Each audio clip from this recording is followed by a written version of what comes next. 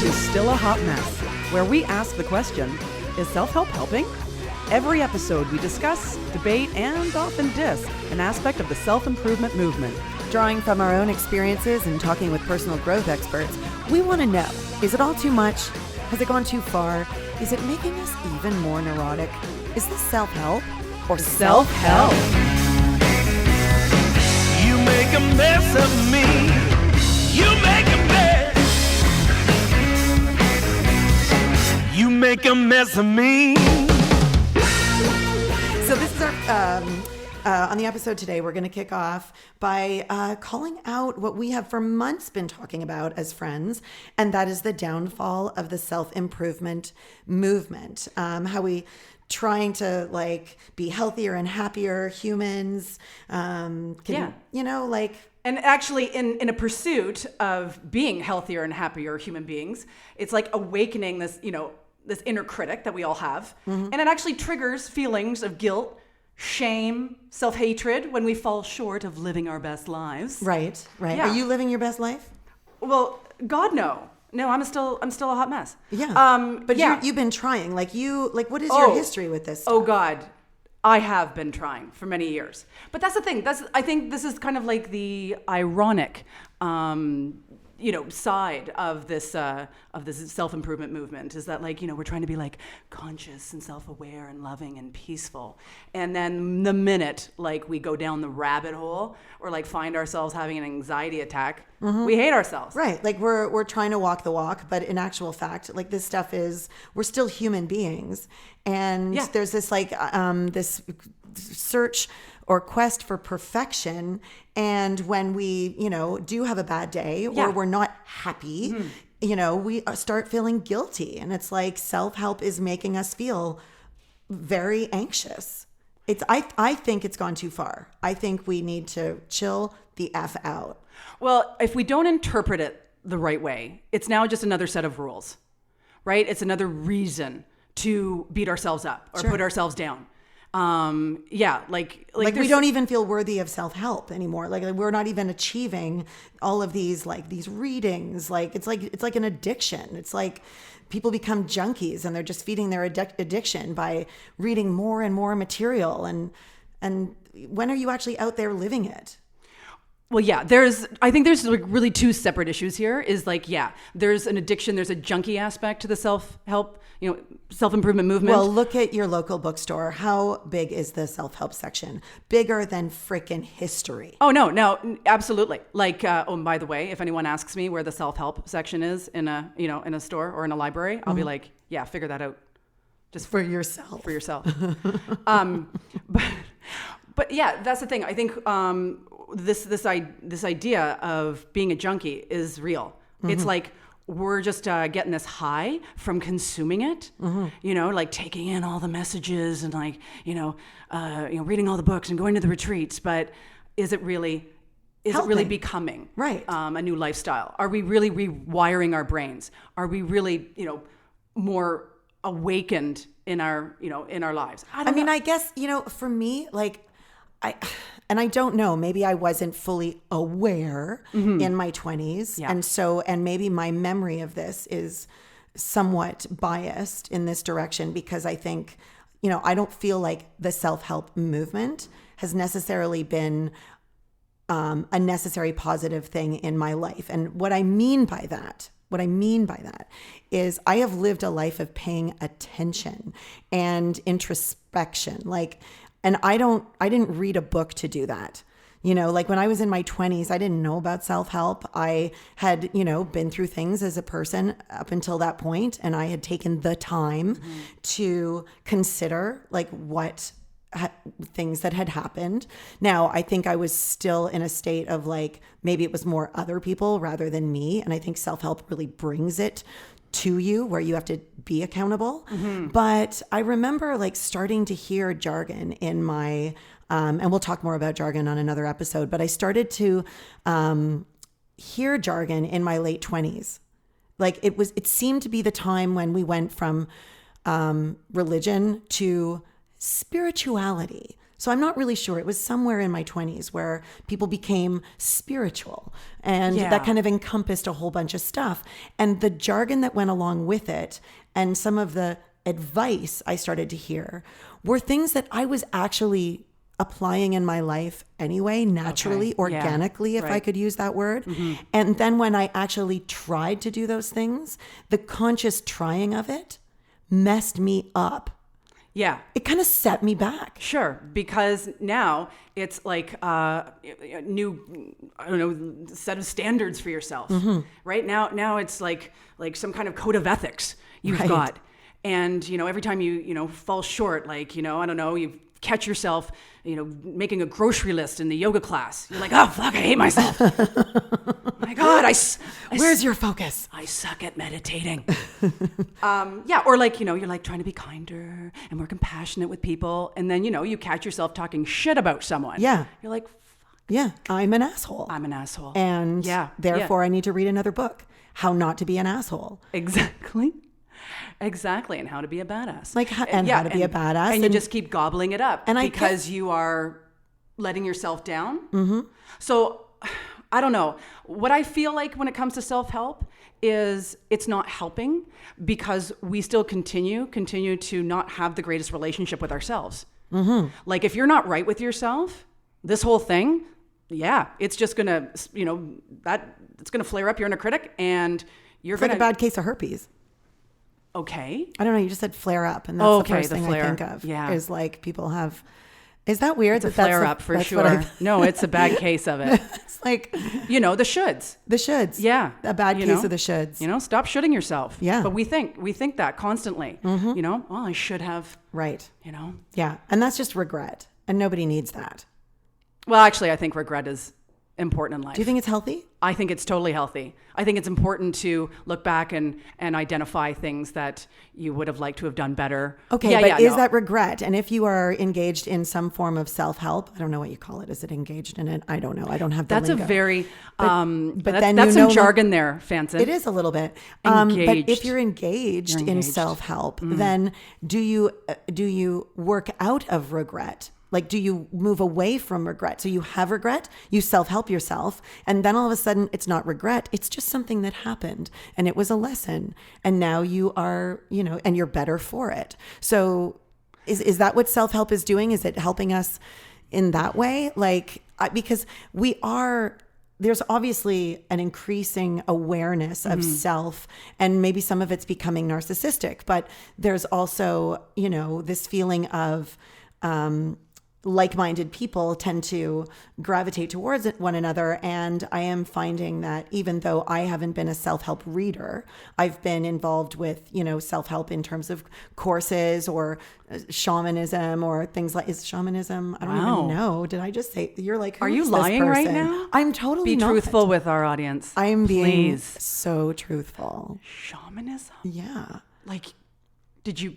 I'm not a shaman. I don't know. Did I make India you think that I was a shaman? No. Believe me, I've never. I've gone on walkabouts. I have taken time with self. Okay. To explore the self. Yeah, I really do think your history of self-help is different than mine. I think you have been exploring it by doing. Doing? Yeah. That's what I'm talking about. I'm doing. A lot of people are freaking reading. Yes, and that's me. Yeah, and I feel like we're echoing. Do you hear that? We're like echo. I just walked into a chamber of self-improvement. I don't hear the echo. Okay, that's fine. Now I don't hear myself at all. Is God fucking with us? But I have a collection of self-help books. Yes. That really rivals, chapters. Well, you don't. Indigo. But you don't only have a collection of self-help books. You have written self-help books. How many, Susan? How many? I love self-help. Healer, heal thyself. Let's talk about that. Let's talk about that. Yeah, so I've written 3 self-help books, and it's interesting. When I got into it, because I do talks and whatever you want to call it, keynotes at conferences and events. So I wrote my first self-help book, maybe about 9-10 years ago. And what was interesting is when the first book came out, which is called Reaching the Laugh resort. Yes. And it's all about reclaiming your joyful true nature. Yes. I, as the book was coming out, fell into what I would call a low grade to medium depression. I've had the high grade variety before. Yeah. And this wasn't, I could still get out of bed. So I'm not going to put it in the like a 10 out of 10. Yeah. I've also been in the I can't get out of bed 7 place. zone. Yeah. And I was very anxious, and I felt like shit. My self-esteem was once again in the basement. And there I am promoting a book about true nature. How to make life, how to have a laugh. Well, being who you really truly are. Yeah, but maybe being depressed is really who you truly are, and you shouldn't feel bad about that. Yeah, I love that. That's something my coach would say. And there's so much advice on how to, it feels like they're saying, be better. Do it like this. Yeah. And like, I don't know who the hell you are. You might have some letters after your name. You might have had an experience in life that, you want to tell everybody about because you've figured something out. And some of those things are going to have validity and some of them aren't. And I don't believe that you should listen to everybody. And I don't believe in reading every freaking book. Except mine. Except yours. Yours are so good. Thanks. No, but that's it. I wasn't gentle with myself. I spiraled into really the depths of shame. I felt really, really shitty about myself because there I was, a depressed and anxious, inspirational self-help author. Right. Oh my God. Right. You're not walking the walk. Right. And I didn't I didn't give myself that break that, hey, you've actually been battling this or whatever you want to call it for many years in your life. And guess what? We're going down a bit right now. Not too sure. Postpartum, they say a creative project, absolutely messes with your hormones just as much as giving birth. And so I just beat myself up. I had the shoulds, right? A real bad case of the shoulds. And so now I look back and go, wow, there's where you really could have just, I don't know, talk to yourself like your own best friend, saying, hey, kid, you know what? It's okay. You can put out a book like this and still have your own journey, have your own fumblings around. Yeah. And that's being authentic. So there I was trying to be. Did you learn all that from self-help? No, by being sheer gentle experience. with yourself? Yeah, by experience. But did you need to read to know that? Did you need to read? I guess, do we go in search of self-help because we're like, I'm messed up right now? And it's good that there's a place in the library or whatever, a bookstore. Do we have libraries in the bookstore where you can go Do we and even be have like bookstores? And we could be like, I'm pretty sure Indigo just sells mugs now, mugs and pillows. Coffee. Yeah. Yeah. Oh, and throws. I love a good love my throw. Sorry, you were saying. Was I? I think so. You were definitely the one talking. Well, I think what would be interesting for us to do right now is crickets. Tough crowd. Let's just give them a moment. What we should talk about right now, I just said should. See, I feel bad. Let's always call each other out for that. I think we do. Right? Honestly, shoulds. Susan, you and I have spent how many countless nights in your studio drinking. Maybe Let's a be little. honest, maybe okay, a little. All right. You know what? That's true. This is truth talk. Yeah, this is truth We got to talk. be truthful. That's what this show was originally called, but we had a fake audience. Yes, we did. Yeah, and I'll admit, I smoked out your window. I did. Yeah, you did. And I did. I just want to be truthful right now. And we had an audience, and we would address them, and we would talk to each other about. I'm making us sound freaking crazy. So we're still a hot mess. And we are still a hot mess. But we would talk about this stuff. But let's We'd not be pretend like, to be stable. No. Why? That's like false advertising. True. That's like bait and switch. We got to be authentic. I am me, and that's to who show I'll up. always be. Show up as ourselves. Who said that? I am me, and that's who I'll always be. I'm me, and that's who I'll always be. Yeah. That sounds like Oprah. No, that's me. I just made that up. And don't get me started on Oprah. Don't even get me started. I can't believe you just took one of my quotes and you gave it to Oprah. No, that's a moment for you for sure. That is huge. Because you hate Oprah. Can we say that you hate? Word. No, let's not say that. No, I don't hate Oprah as a person. Don't. I have a bit of I have some issues. Oh, you have with issues with the Oprah-ness. That's what I'm going to call it. Sure.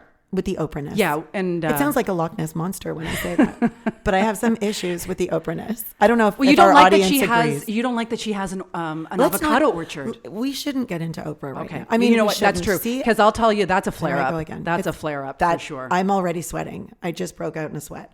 But should we talk about the history of self-help? Well, yeah, like we have a pretty good definition here. What's yours? Okay, so this is from researchgate.net. So self-help is the notion of self-help. Sorry. Okay. You've got your announcer voice. I love it. Do it. The notion of self-help is primarily or exclusively related to personal responsibility / accountability, i.e., the mobilization and use of personal resources, which are related to the management of solitary or personal problems / conflicts. Okay. So this is basically like, I don't want to go to therapy, or I don't have the money to go to therapy, so I'm just going to download a podcast. You're right. Like, I mean, we're just going to put it on our Kobo and go. Yeah. Yeah. So and it is. It's DIY. Yeah, it is. It is. And we're trusting that everyone is reading and interpreting what they should be interpreting. I keep saying should. I'm That's really okay. learning something about myself today. Yes, you are. Okay, so, but my point is that everyone's going to interpret this stuff maybe differently. And so there's books, there's courses, again, we're going to talk about jargon in another episode, and it's all jargon, but how do you interpret the jargon? There's some courses out there that, basically tell you how to be accountable, how to have integrity, how to live your life. And, some things work to a point, and then I've seen people get a little weird. Well, At some point, it's like, yeah, you go too far. Sure. First of all, it's overwhelming to consume. Yes. I mean, God, can we just have one more inspirational meme on Instagram or Facebook with, I don't know, a river. Right. Some, rocks. And then talking about your life's highest purpose. Yeah. I don't know. Like it barf. Is. Yeah. For me, it's no, it's barf. a lot. It's a lot. And it's like anything. Like how many, like you like cupcakes? There's a point you got to stop eating cupcakes. Like there's a limit, and you would think self-help would be talking about moderation, and yet it's not, because people are over consuming. Go ahead. No, I literally scroll through my Instagram feed and I'll take in, because I follow a lot of self-help Yes, you do. accounts because I'm a self-help junkie. You're a total junkie. I need another hit. I hate Oprah. What's And going so on? I'm scrolling and I'm like, oh yeah, that's right. Right. My life's highest purpose. Okay. Oh, that's right. Stay in the present moment. Right. Okay. Oh yeah. Love myself. Right. Like I will honestly scroll through and I almost will feel my heartbeat going faster because I'm trying to Stress. remember all the, How am I supposed to live? how I'm Where exactly. am I messing up? What do I have to do to be better? And so People still don't like me. And so if we don't have that other voice saying to ourselves, hey, you know what? Let's just like see how we go. Like, we don't have to get it all right all day, every day. Yeah. And when you slip up and you are going through that grocery list in yoga class, like laugh at it. It's Yeah. okay. That's what it is to be human. So I think that's it. I think we just have to be very, very careful that there is this ironic side effect to personal growth, self-improvement, and that is self-hatred. Yes. Like we have to be okay with fumbling around with it. Is it self-help or is it self-hurt? Yeah. Yeah, sure. I mean, I hated myself when I was going through that, when my book was going out, and I'm, reclaim your joyful true nature. And by the way, I hate myself. Right. Yeah. Well, and I liked myself better when I knew less. You said that to me. I don't know when, but it's actually in my one book. Yeah. Okay. Royalties over here. Seriously, like I quoted you in my in my latest book, You Gotta Laugh. I actually have a chapter that's talking about this whole thing, what our podcast is focusing on, and I quoted you because I thought it was brilliant. You're welcome. Yeah, Yeah. No, but it's true. It's brilliant. Say it again. Because it's Say true. it again. I think it's worth saying again. I liked myself better when I knew less. Now, the tragedy of that statement is that when I knew less, I probably, you don't know what you don't know. You're only responsible when you become aware. The second you're aware, it changes. Then you have to be accountable. Then you have to take action for things that, you need to be, have integrity or responsibility for. So not knowing things, living in ignorance or whatever, which is, apparently bliss. Of course, I liked myself better. But at the same time, it also means the more I know, the more I go down the road of accountability, integrity, all those things, the more I stay committed to those things in my life with the people in my life.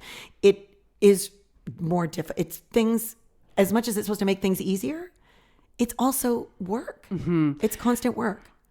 And I also discovered I'm an asshole. Like I've looked at stuff and gone, wow. Mm-hmm. When we really look at stuff, when you have the freaking courage to look at your stuff and don't make allowances for excuses and whatever, you can even like look at yourself if it helps to be like, don't look at it like it's you.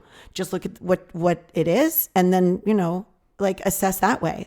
I've had moments where I'm like, wow. Yeah. And that's what Brene Brown would call being in the arena. Right. And she actually says, like one of her quotes is, if you're not in the arena, if you're not willing to fall down and show up and, I don't want your feedback. So love it. Yeah. I love that kind of tough. I know it is. Stuff. Actually, I read it yesterday. I was like, oh, that's so cool.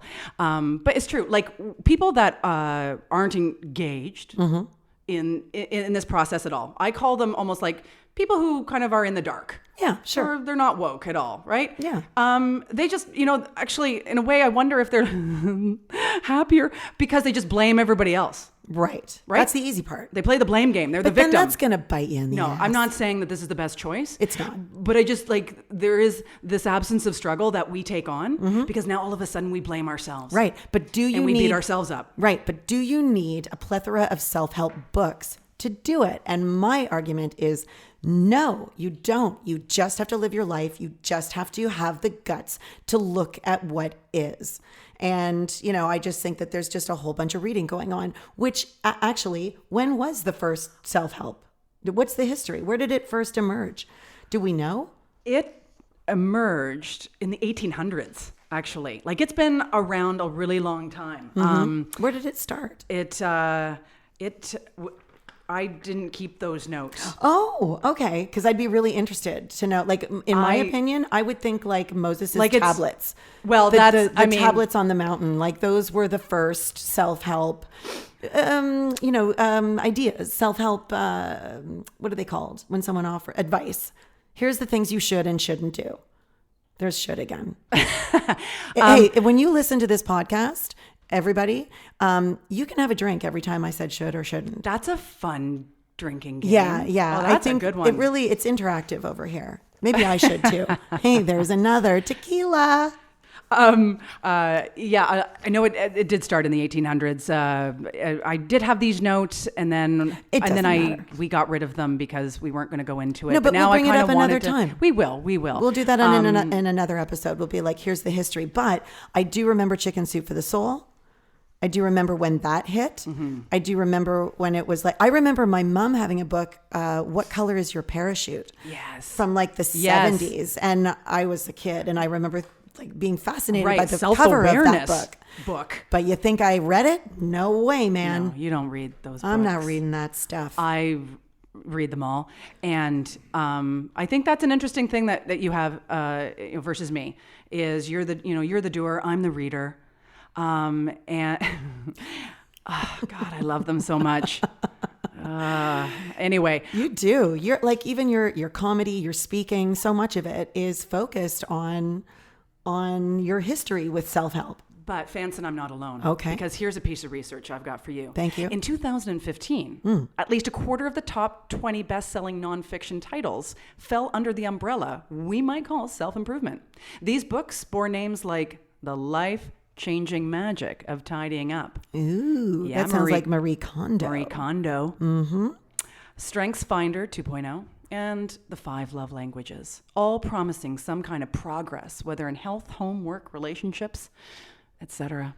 Well, I'm not alone, Fanson. No, I'm not alone. You're but not. If you seriously, I'm feeling very alone.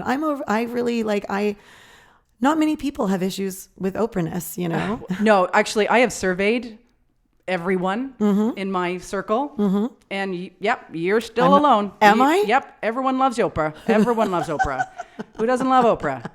I mean, I think there's some people that like Oprah and then there's people who love Oprah, but then you are in this separate camp. Yes.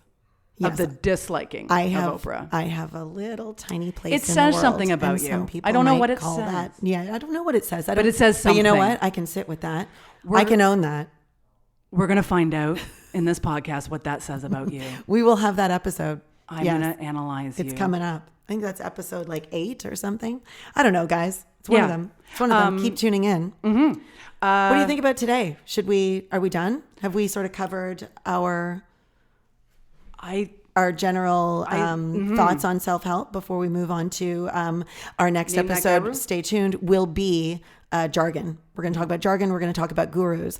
But a way we like to end off our episodes is a quick round of Name That Guru. Yes.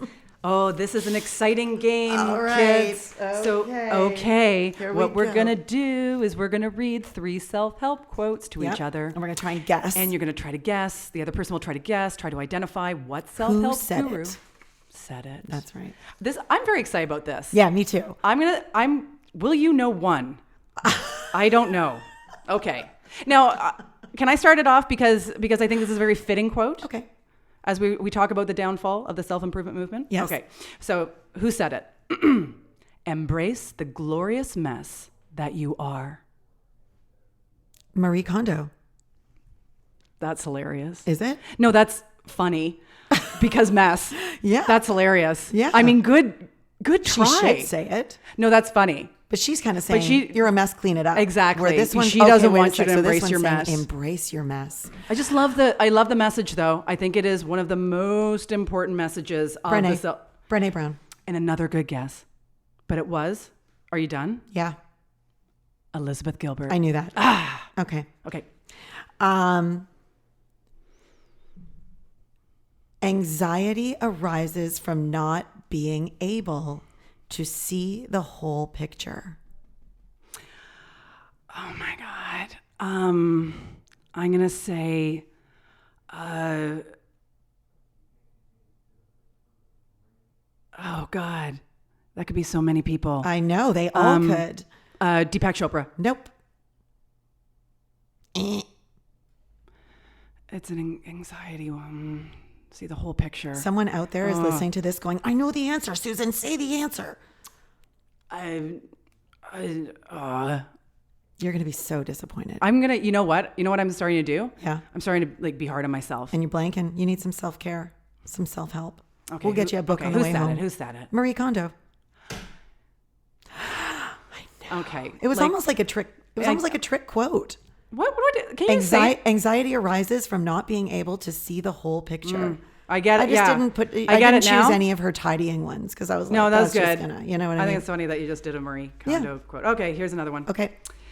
Needing to have things perfect is the surest way to immobilize yourself with frustration. Dr. Phil.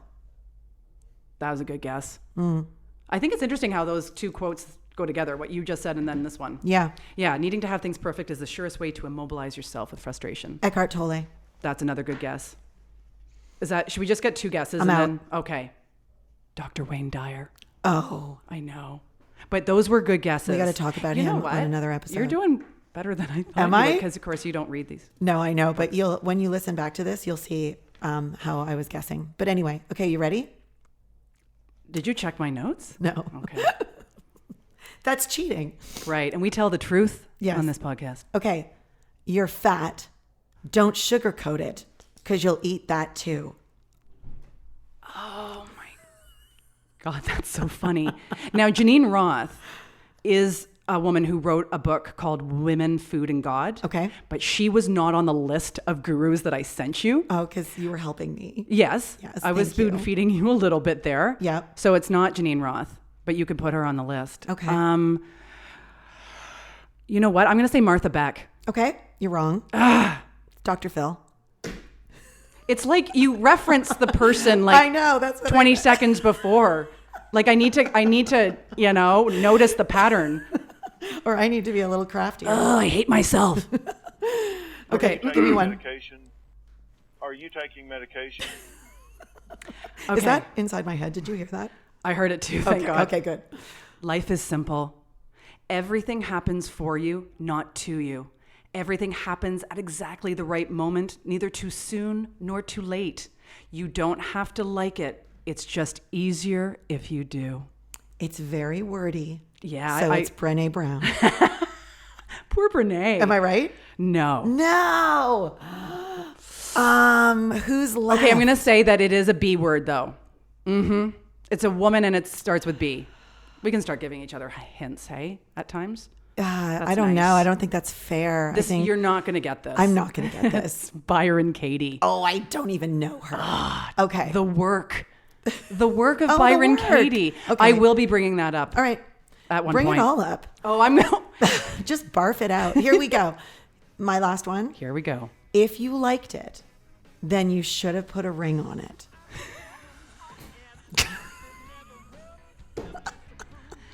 Okay, It's a tough one.